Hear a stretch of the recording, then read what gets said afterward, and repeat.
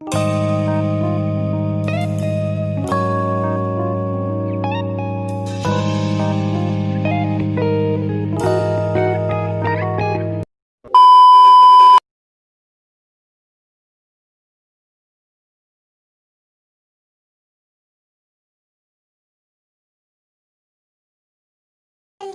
dan mobilitas sosial.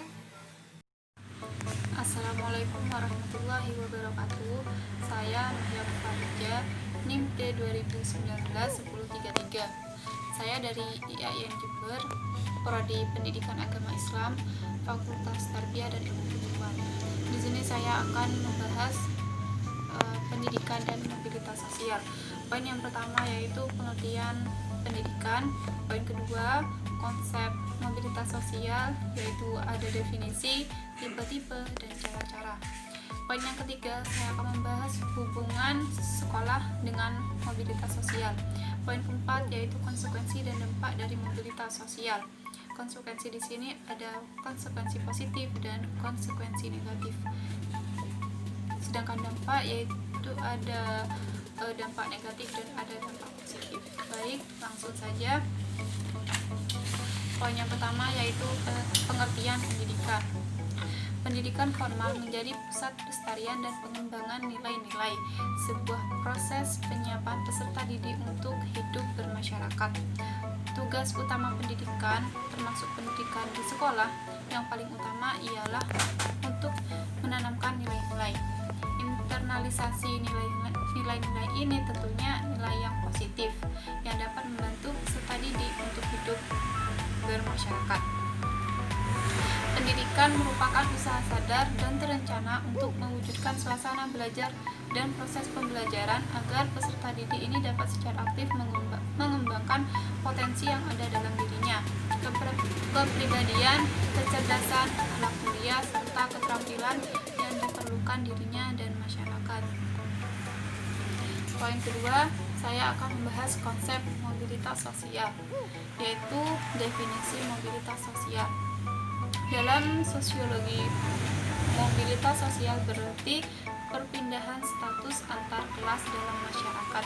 Menurut Jerry, mobilitas sosial ialah gerakan individu antar posisi-posisi yang berbeda dalam hierarki stratifikasi sosial dalam suatu masyarakat.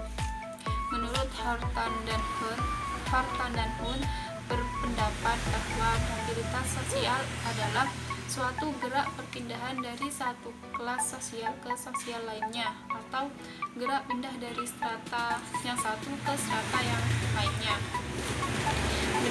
Berdasarkan beberapa pendapat tersebut, dapat disimpulkan bahwa mobilitas sosial adalah sebuah gerak sosial yang dilakukan oleh seseorang atau sekelompok orang dari satu kelas sosial ke kelas sosial yang lain, sehingga menjadi pergeseran dan perubahan kelas sosial yang baru.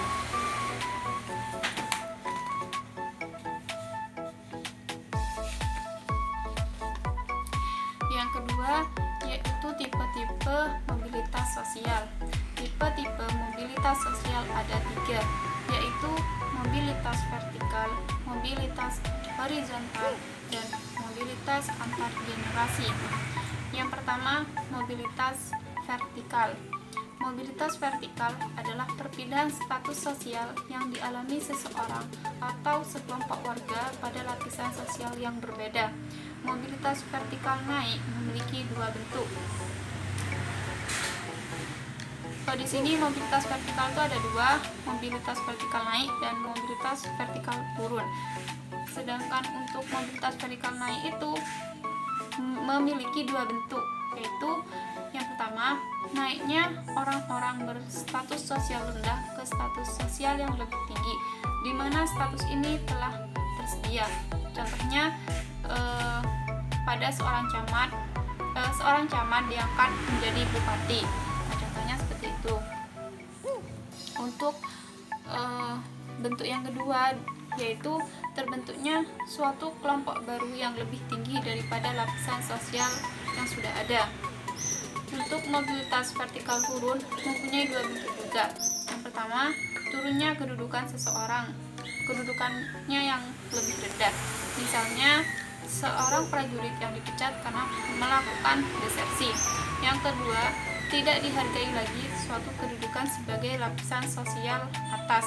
Misalnya, seseorang yang menjabat sebagai direktur di bank, karena bank yang dipimpinnya itu sudah bermasalah, maka ia diturunkan menjadi staf direksi. Yang kedua, tipe mobilitas sosial yang kedua yaitu mobilitas horizontal. Mobilitas sosial horizontal adalah perpindahan status sosial seseorang atau kelompok orang dalam lapisan yang sama. Ciri utama dari mobilitas horizontal adalah lapisan sosial yang ditempati itu tidak mengalami perubahan. Berbeda dengan mobilitas sosial vertikal yang tadi, yang berarti perpindahan dalam jenjang status yang berbeda. Yang dimaksud mobilitas sosial horizontal ini adalah perpindahan individu atau objek-objek sosial lainnya dari satu kelompok sosial satu ke kelompok sosial yang lainnya, tapi yang sederajat. Misalkan orang-orang yang beralih kewarganegaraan itu dapat dikatakan sebagai mobilitas horizontal. Tipe mobilitas sosial yang ketiga yaitu mobilitas antar generasi. Mobilitas antar generasi ini adalah perpindahan antara dua generasi atau lebih. Mobilitas antar generasi ini ada dua, yaitu mobilitas intergenerasi dan mobilitas intragenerasi. Mobilitas intergenerasi adalah perpindahan status sosial yang terjadi di antara beberapa generasi, sedangkan mobilitas intragenerasi adalah perpindahan status sosial yang terjadi dalam satu generasi yang sama. Cara mobilitas sosial. Cara mobilitas sosial itu ada 5. Yang pertama, dengan melakukan perubahan standar hidup. Kenaikan penghasilan tidak menaikkan status secara otomatis, melainkan akan merefleksikan suatu standar hidup yang lebih tinggi. Ini akan mempengaruhi peningkatan status. Contohnya itu seperti seorang pegawai rendahan. Seorang pegawai rendahan ini karena keberhasilan dan prestasinya yang diberikan kenaikan pangkat menjadi seorang manajer, sehingga tingkat pendapatannya itu akan naik. Status sosialnya di masyarakat tidak dapat dikatakan naik apabila ia tidak merubah standar hidupnya. Misalnya, jika dia memutuskan untuk tetap hidup sederhana seperti ketika ia menjadi pegawai rendahan. Yang kedua, dengan cara melakukan perkawinan. Untuk meningkatkan status sosial yang lebih tinggi dapat dilakukan dengan cara perkawinan. Contohnya, seorang wanita yang berasal dari keluarga sederhana menikah dengan laki-laki dari keluarga kaya dan terpandang di dalam masyarakatnya. Perkawinan ini dapat menaikkan status sosial si wanita tersebut.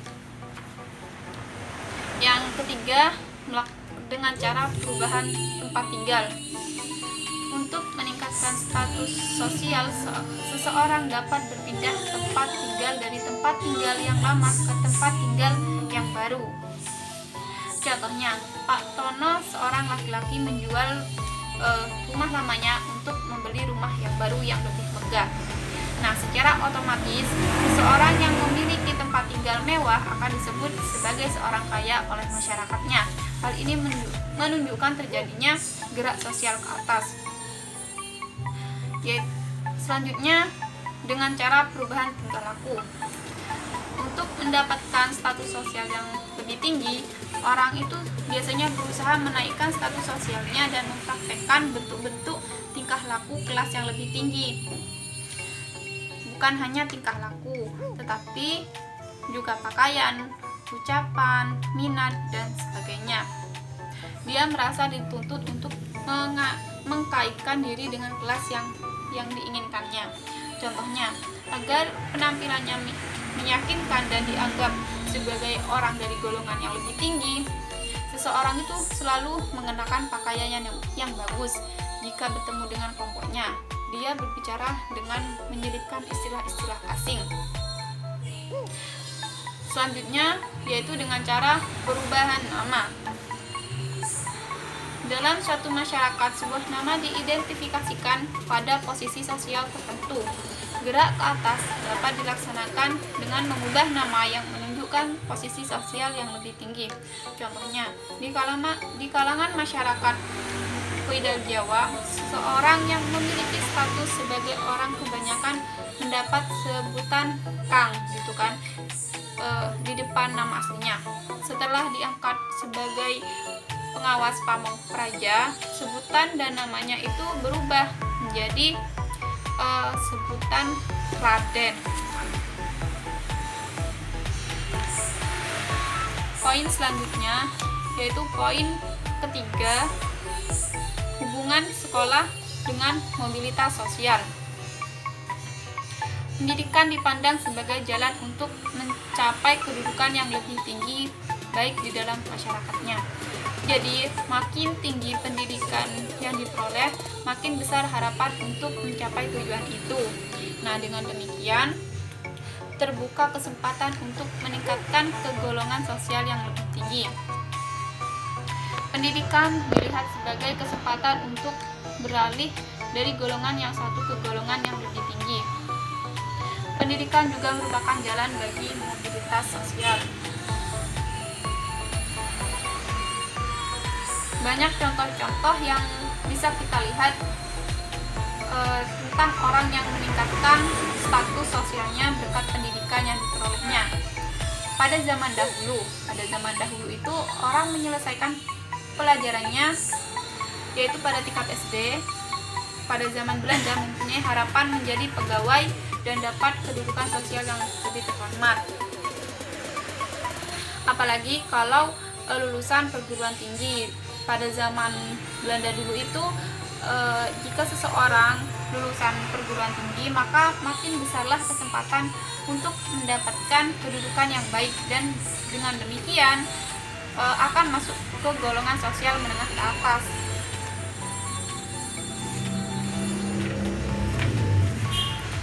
Yaitu poin yang terakhir, konsekuensi dan dampak mobilitas sosial. Yang pertama, konsekuensi mobilitas sosial. Konsekuensi mobilitas sosial yang dilakukan oleh masyarakat baik vertikal maupun horizontal dapat memberikan konsekuensi baik berupa positif maupun negatif terhadap kehidupan sosialnya.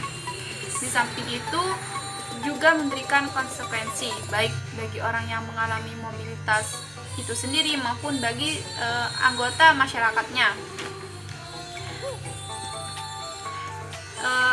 Konsekuensi di sini ada konsekuensi positif mobilitas sosial dan konsekuensi negatif mobilitas sosial.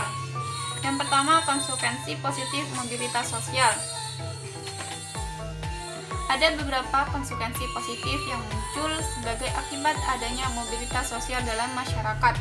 Di antaranya ialah yang pertama, individu atau kelompok akan berusaha untuk mewujudkan harapan atau cita-citanya. Hal ini karena adanya kesempatan terbuka untuk pindah dari lapisan bawah ke lapisan yang lebih atas.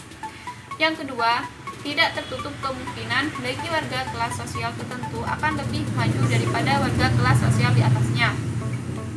Yang ketiga, individu atau kelompok dapat merasakan kepuasan apabila dapat mencapai kedudukan yang diinginkan, yaitu kedudukan yang lebih tinggi dalam masyarakatnya.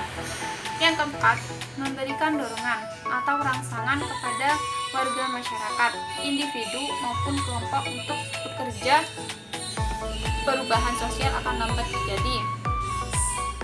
Yang kelima, mobilitas sosial akan lebih mempercepat tingkat perubahan sosial ke arah yang lebih baik. Mobilitas sosial ini mendorong masyarakat untuk mengalami perubahan sosial ke arah yang diinginkan. Sebaliknya, jika masyarakat statis dan tidak banyak bergerak, maka perubahan sosial ini akan menjadi lambat terjadi. Yang kedua, konsekuensi negatif pada mobilitas sosial.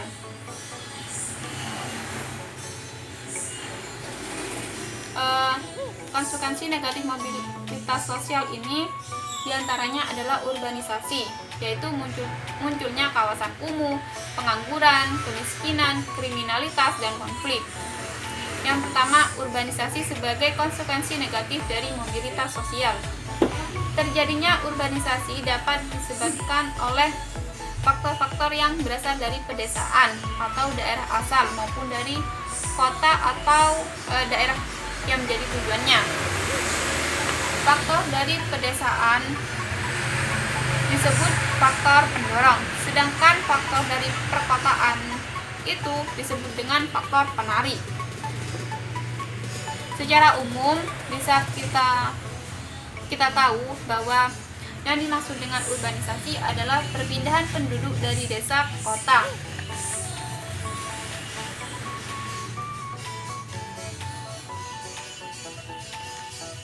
Atau pengertian urbanisasi ini mengandung arti bermacam-macam. Antara lain, yang pertama, arus pindah ke kota, bertambah besarnya jumlah tenaga kerja non agraris di sektor industri dan sektor tekstil. Kemudian tumbuhnya pemukiman menjadi kota. Terakhir, meluaskan pengaruh kota di daerah pedesaan yang mempengaruhi segi ekonomi, sosial, budaya, dan psikologi. Ada beberapa faktor yang menyebabkan anggota masyarakat itu melakukan urbanisasi.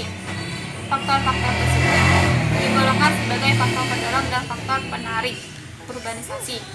Yang pertama, faktor pendorong urbanisasi. Kondisi pedesaan yang mendorong anggota masyarakatnya melakukan urbanisasi, yaitu antara lain lapangan pekerjaan di desa umumnya kurang atau terbatas. Yang kedua, penduduk desa, terutama kaum muda. Kaum muda itu merasa tertekan oleh adat istiadat yang ketat yang mengakibatkan cara hidup yang statis dan monoton. Yang ketiga, kesempatan untuk menambah pengetahuan di desa itu tidak banyak, sehingga mereka yang mempunyai keinginan kuat untuk menimba ilmu pengetahuan menuju ke kota. Yang keempat, di desa sarana rekreasi itu sangat kurang sehingga menyebabkan urbanisasi. Yang kelima, penduduk desa yang mempunyai keahlian selain bertani sangat sulit untuk mengembangkan potensinya. Kemudian faktor penarik dari urbanisasi ini. Yang pertama, penduduk desa umumnya beranggapan bahwa di kota itu banyak pekerjaan sehingga mereka dapat menambah penghasilan atau dengan kata lain di kota mereka akan dapat meningkatkan taraf kehidupan.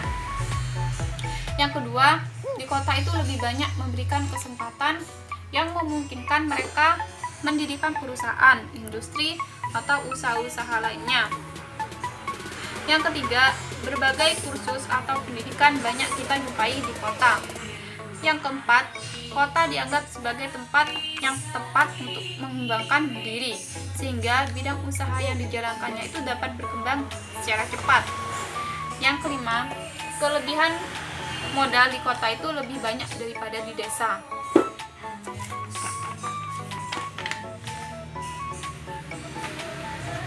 Yang kedua yaitu munculnya kawasan kumuh sebagai konsekuensi negatif dari mobilitas sosial.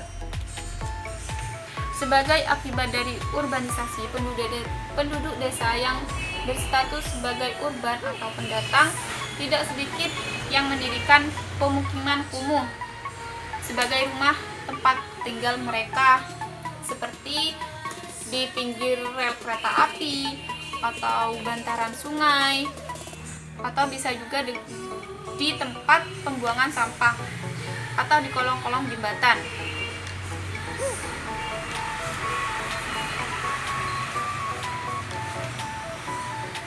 Yang ketiga yaitu banyaknya pengangguran sebagai konsekuensi negatif dari mobilitas sosial.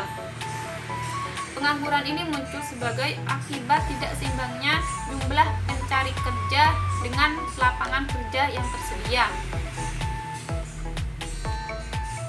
Di dalam masyarakat bisa kita kenal yaitu bentuk pengangguran. Yang pertama, pengangguran tersamar. Kedua, pengangguran yang sesungguhnya. Pengangguran samar itu pekerja yang tidak bekerja sepenuhnya, sehingga menghasilkan produktivitasnya itu rendah. Contohnya, Pak Udin bekerja di sebuah PT Jaya, tetapi Pak Udin itu tidak menyukai alur proses pekerjaannya, sehingga menyebabkan malas untuk bekerja. Yang kedua, pengangguran yang sesungguhnya. Pengangguran yang sesungguhnya adalah pengangguran yang terjadi karena usia lanjut atau tidak mampu lagi bekerja. Contohnya, seseorang yang pensiun pegawai, orang yang memiliki penyakit menahun, dan kemudian tidak adanya peluang kerja yang mampu menampung angkatan kerjanya. Yang keempat, kemiskinan sebagai konsekuensi negatif dari mobilitas sosial. Kemiskinan merupakan permasalahan dasar dan menjadi kenyataan pahit dalam kehidupan bermasyarakat. Kemiskinan dipandang sebagai bagian dari keseluruhan proses ekonomi dan teknologi yang sangat mempengaruhi hubungan antar manusia. Bagi hampir semua manusia di dunia ini, kemiskinan merupakan keadaan yang paling buruk dan sangat ditakuti oleh semua orang. Banyak jalan yang mereka tempuh untuk keluar dari kemiskinan ini. Jadi kemiskinan ini masih akan terjadi lebih buruk lagi apabila dipandang sebagai kumpulan dari rendahnya ekonomi dan buruknya nilai moral. Yang kelima, perilaku kriminal atau kriminalitas sebagai bentuk konsekuensi negatif dari mobilitas sosial. Bentuk dari kompensasi orang-orang yang telah sibuk mencari pekerjaan sedangkan lapangan kerjanya itu tidak sesuai dengan keinginan para pencari kerja, atau karena dorongan ekonomi yang sangat mendesak, jadi mengakibatkan lahirnya perilaku kriminalitas yang saat ini semakin kompleks. Contohnya, perilaku kriminal yang ada di dalam masyarakat: pembunuhan, pemerkosaan, pencurian, penodongan, perampokan, dan penganiayaan. Yang keenam, terjadi konflik atau benturan antara berbagai nilai dan kepentingan tertentu. Adanya persaingan yang ketat dalam mobilitas sosial memungkinkan terjadinya sebuah pertentangan di anggota masyarakat yang satu dengan anggota masyarakat yang lainnya. Hal itu karena sumber daya alam yang tersedia itu sangat terbatas dan tidak dapat menampung sumber daya manusia yang ada, sehingga tidak jarang untuk memperebutkan satu kedudukan tertentu. Orang akan menggunakan kekerasan untuk mendapatkannya. Kemudian dampak dari mobilitas sosial. Dampak di sini ada dua, dampak negatif dan dampak positif. Yang pertama, dampak negatif. Apabila ada masyarakat terjadi mobilitas yang kurang harmonis, akan timbul benturan-benturan di kepentingan, sehingga kemungkinan timbulnya konflik. Yang pertama, konflik antar kelas.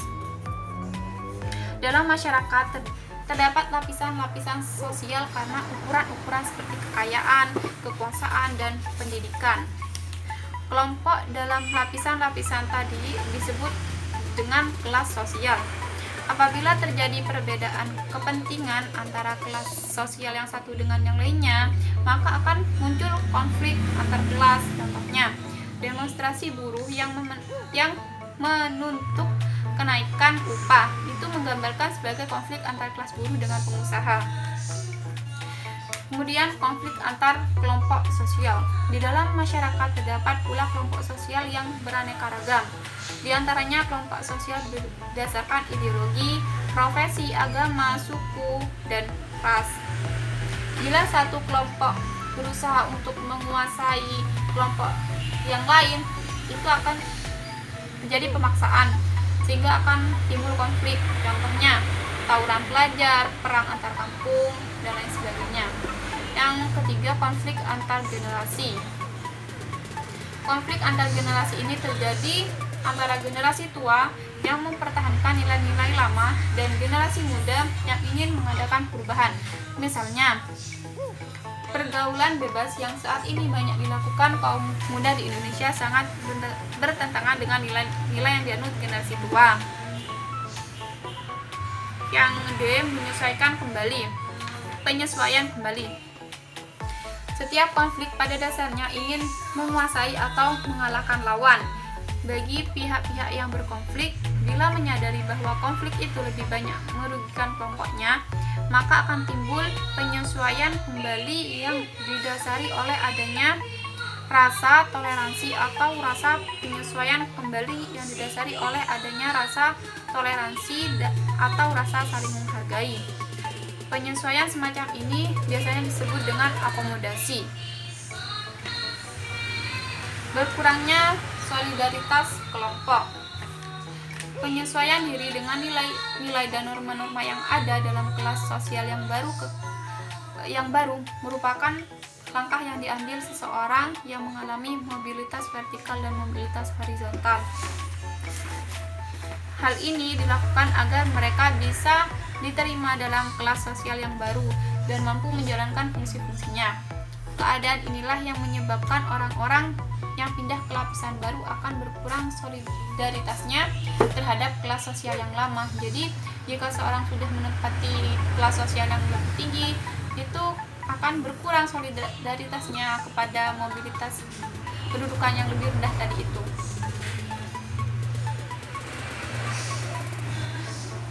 Kemudian yang terakhir, dampak positif dari mobilitas sosial. Dampak positif dari mobilitas sosial yang pertama yaitu orang-orang akan berusaha untuk berprestasi atau berusaha untuk maju karena adanya kesempatan untuk pindah strata.